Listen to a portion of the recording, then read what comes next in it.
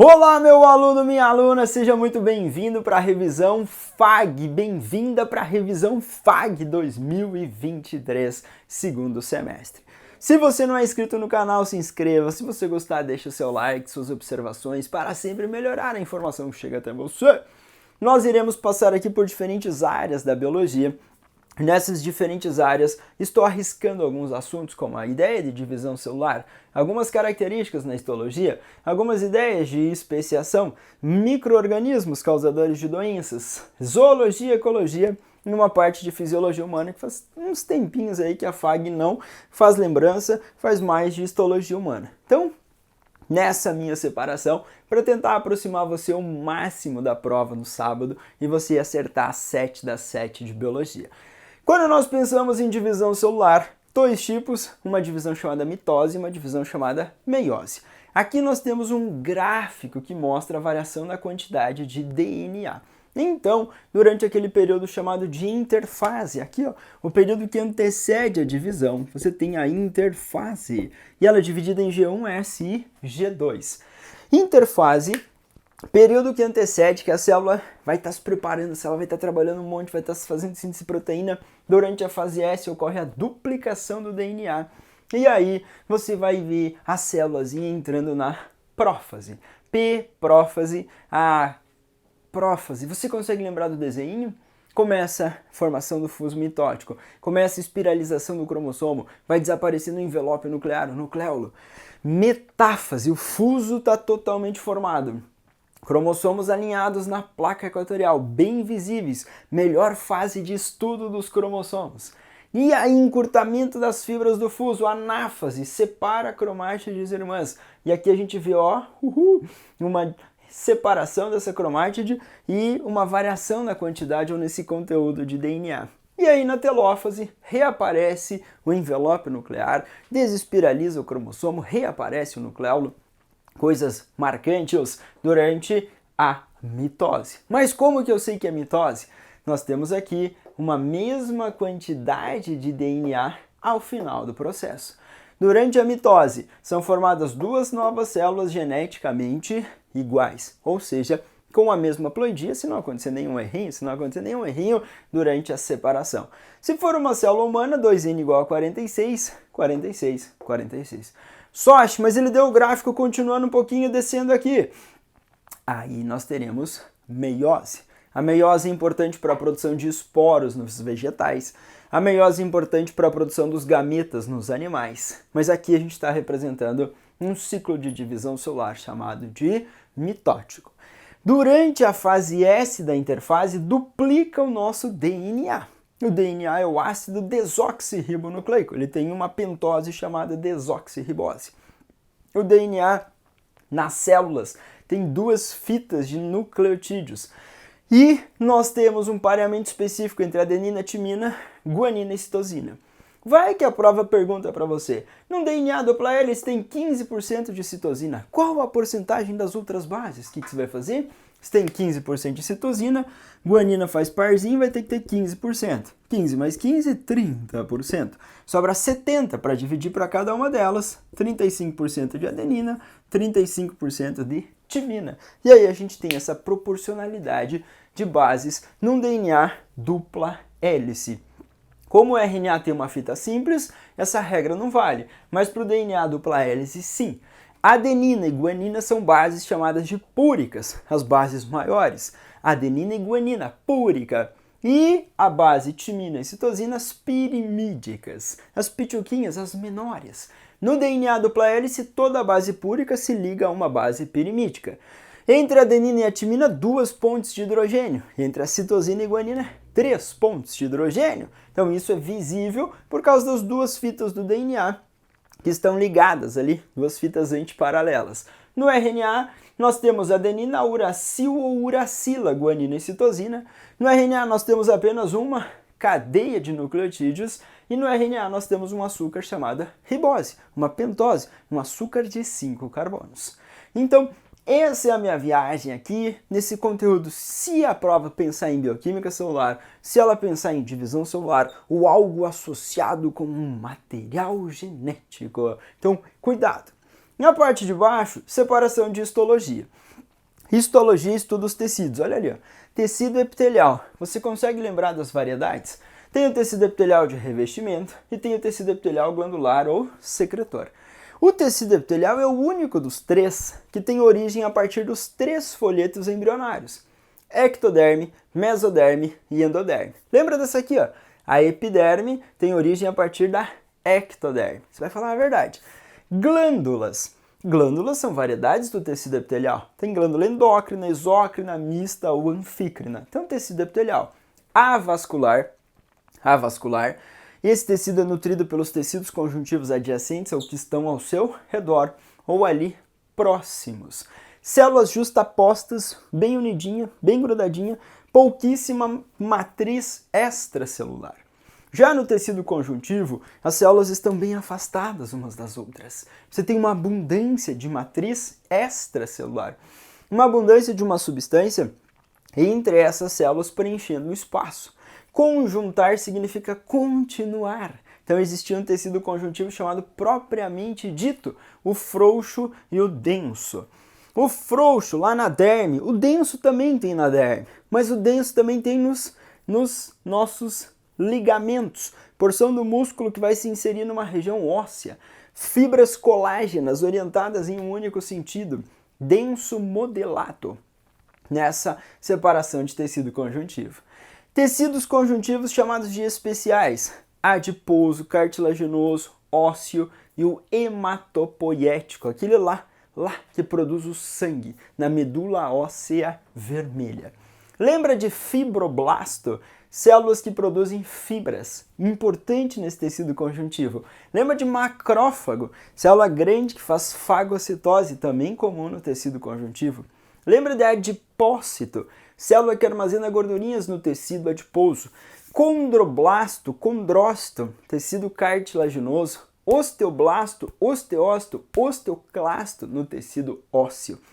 Então, pode ser exigente a prova em histologia, porque a FAG vem constantemente sendo exigente em algumas questões de histologia. Comparar os tecidos musculares. 3 variedades: músculo liso, estriado cardíaco e estriado esquelético. O músculo liso, as fibras eram chamadas de fusiformes. Assim, é difícil aparecer desenho, mas em forma de fibra em forma de fuso. E estriado cardíaco e estriado esquelético. O estriado esquelético é um cilíndrico assim, mas não ramificado e com estriações. No estriado cardíaco a gente tem uma formação cilíndrica e a gente tem ramificações ou anastomoses. E a gente vê as estriações. Quando eu olho para o músculo liso, na parede de órgãos ocos, como artérias, veias, na parede do esôfago, do estômago, dos intestinos. Quando eu vejo o estriado esquelético, bíceps, tríceps, aí diretamente ligado ou indiretamente ao nosso esqueleto. E o estriado cardíaco no nosso coração. Lá na parede chamada de miocárdio, a gente vai ver a atividade desse músculo. Polinucleado ou muitos núcleos, e na região periférica, estriado esquelético. Um núcleo centralizado existe no liso e no estriado cardíaco, tá? Só que no estriado cardíaco, como o nome sugere, a gente vê essas estriações. Tem pontinhos de contato chamados discos intercalares, que são importantes para enviar a informação, para manter um grau de contração, relaxamento das fibras musculares cardíacas. O tecido nervoso a gente não tem variedades.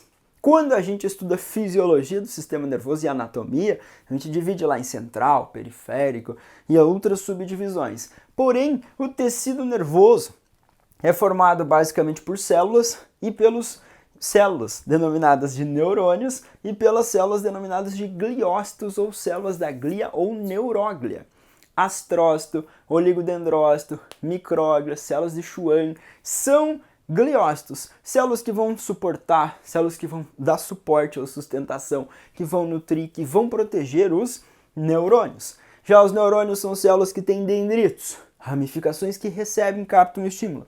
Corpo celular e um eixo bem alongado chamado de axônio para a condução do impulso nervoso. Então a gente tem essa referência. O tecido nervoso também, quase nada de matriz extracelular. E essa matriz é bem abundante, aquela substância entre as células, no tecido conjuntivo. Esses tecidos, obviamente, vão garantir funções, vão garantir atividades para o nosso organismo, tá? Então a minha referência ali. Outro tópico que eu coloquei, especiação, que significa a formação de novas espécies. Se eu olhar simpátrica, eu quero que você lembre sim de junto ou no mesmo. Ambiente, alopátrica, uma especiação que ocorre em diferente ambiente. Nessa especiação alopátrica, a gente identifica um isolamento chamado de geográfico. Então vai aparecer uma barreira, uma cordilheira, um riozinho separando as populações, ocorrendo a mutação, seleção natural naqueles ambientes diferentes ou distintos.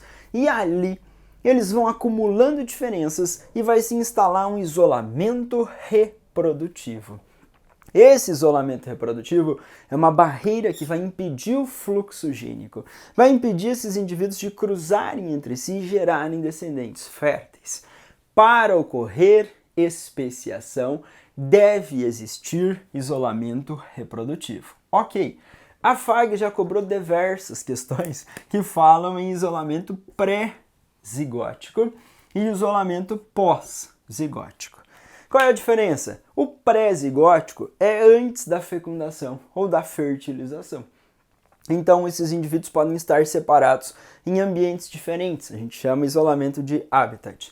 Eles podem ter comportamentos diferentes. Comportamento, a palavrinha bonita é etologia.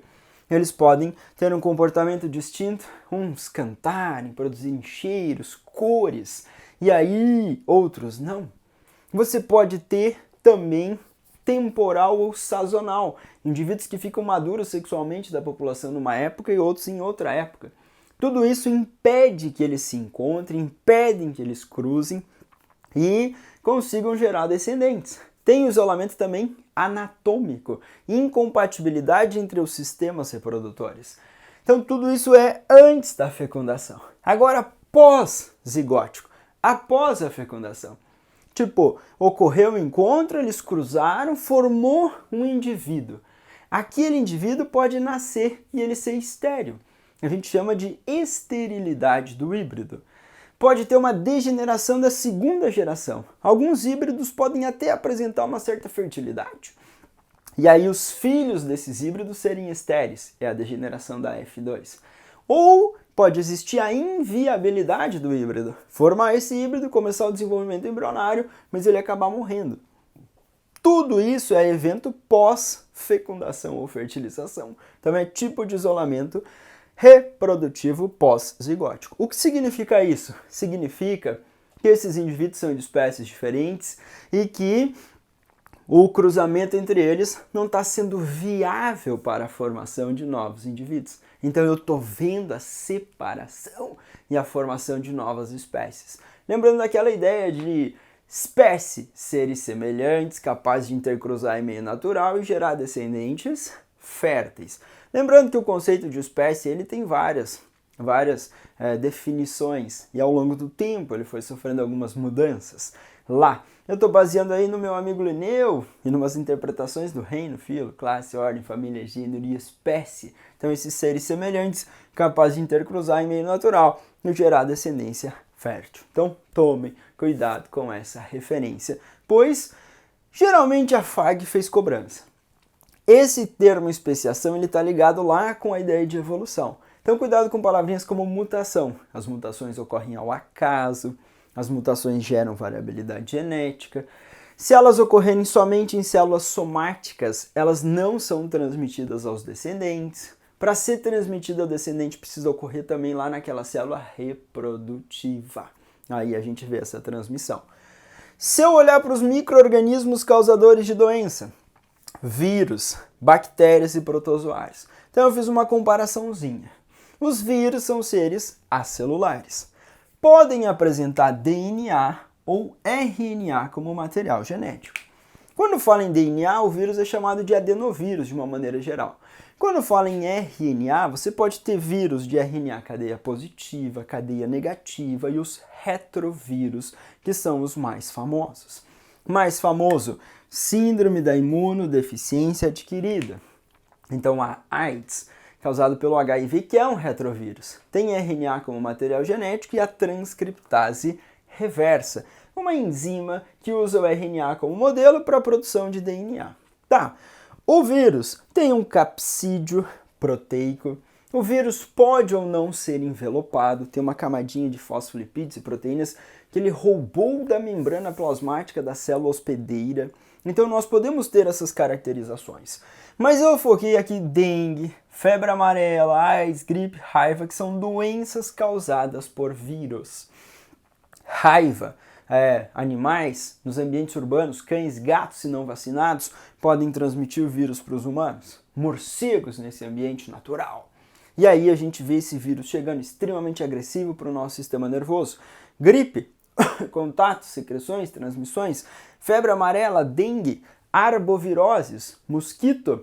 O mosquito é um inseto e a arbovirose é uma virose transmitida por artrópode. Não esquecer que tivemos probleminhas aí nos últimos anos, mesmo numa pandemia de Covid, aumentos considerados de dengue no nosso estado. Se eu olhar para as bactérias, são seres procariotos. Opa, agora eu vejo uma estrutura celular. As bactérias, as arqueobactérias, têm uma célula procariótica.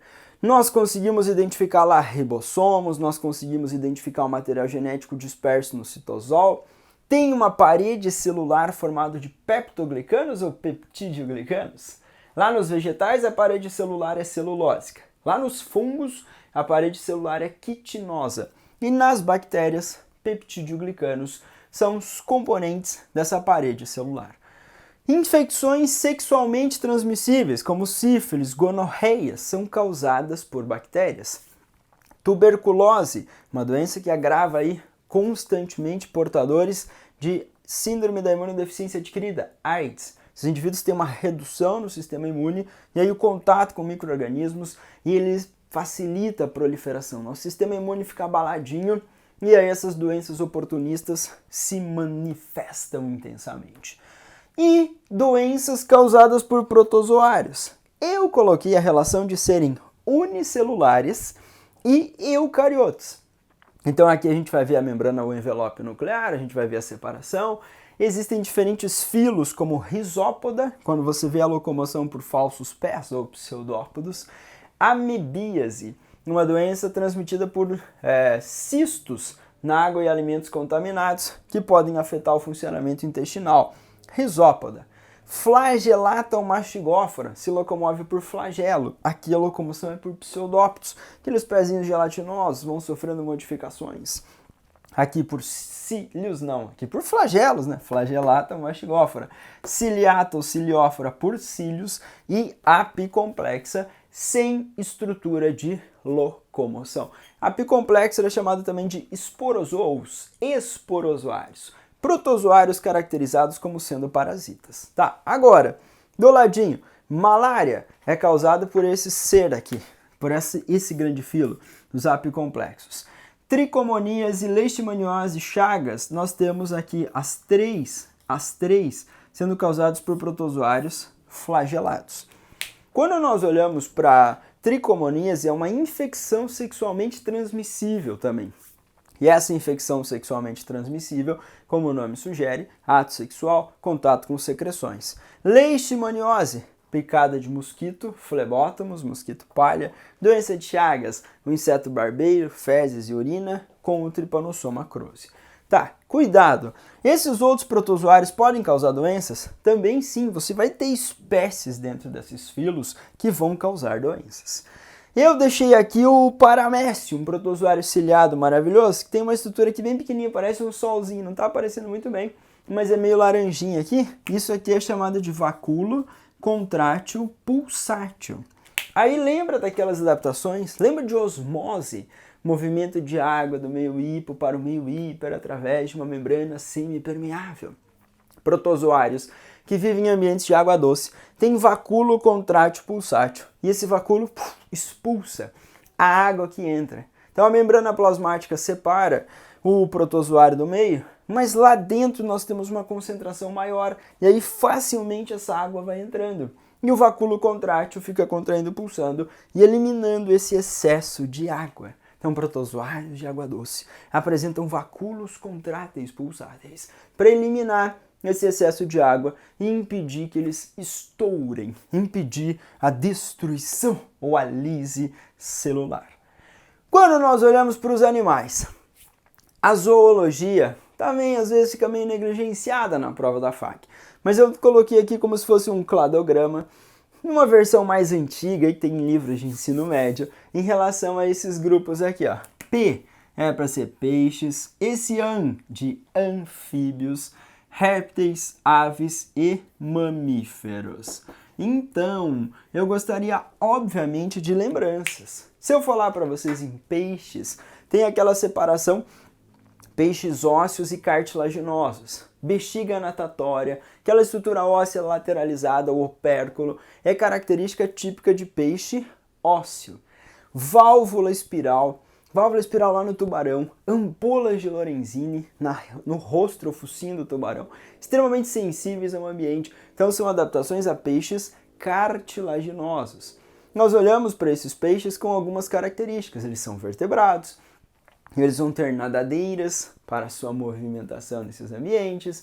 Nós olhamos para eles com características em relação à fisiologia. Então eu coloquei aqui embaixo, aqui também deslocado, mas peixes ósseos excretando amônia, peixes cartilaginosos excretando ureia.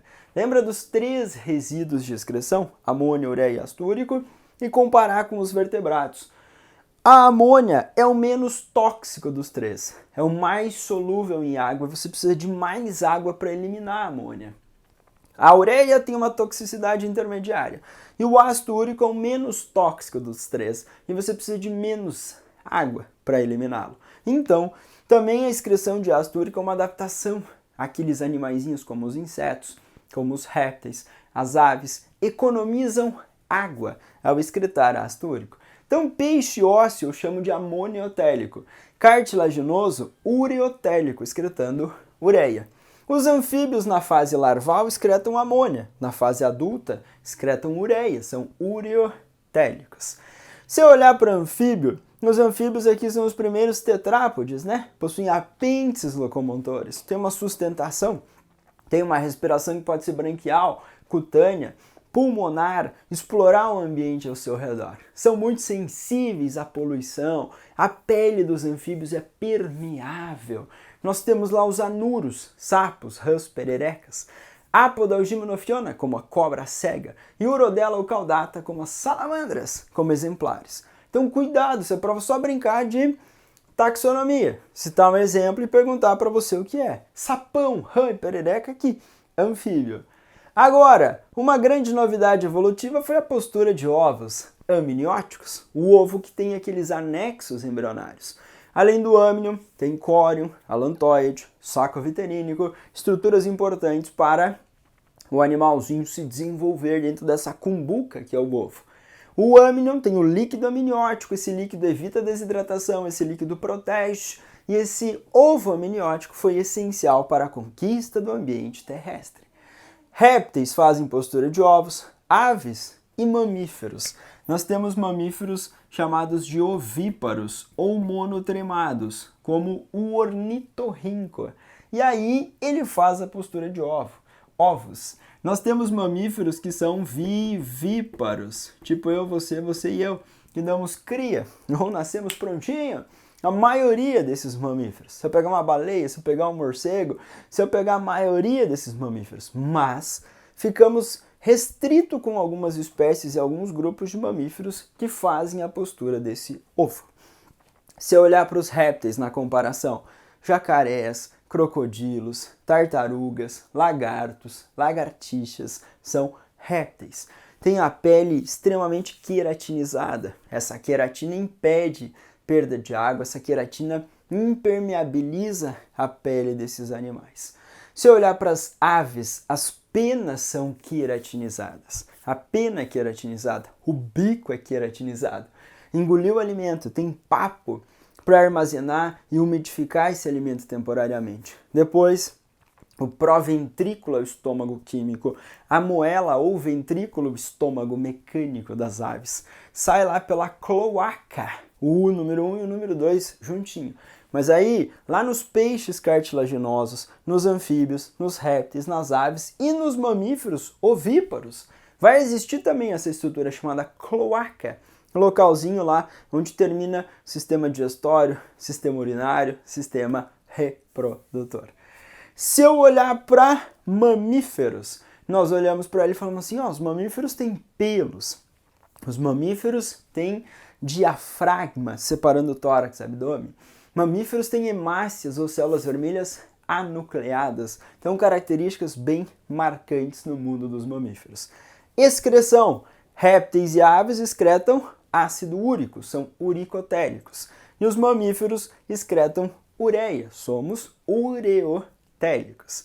Quando eu penso nessas características, por favor, um detalhezinho legal sobre vertebrados em relação a alguns nomes que a FAG pode fazer lembrança nessa comparação. Ecologia, dificilmente a FAG negligencia e deixa fora. Cadeias alimentares, teias alimentares, relações ecológicas estão marcantes aí no seu cérebro e é muito comum lembrança de poluentes e a associação com um problema ambiental.